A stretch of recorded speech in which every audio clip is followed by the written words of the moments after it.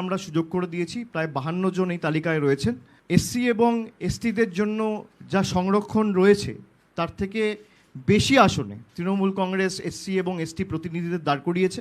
সব মিলিয়ে আমি যতদূর জানি এসসি এসটি মিলিয়ে প্রায় 84টা আসন সংরক্ষিত রয়েছে এবং সেখানে আমরা প্রায় 95 জন এসসি এসটির প্রতিনিধিদের দাঁড় করিয়েছি। তার মধ্যে 78 জন এসসি আর 17 জন এসটি, প্রায় 47 জন সংখ্যালঘু প্রতিনিধিরা রয়েছে।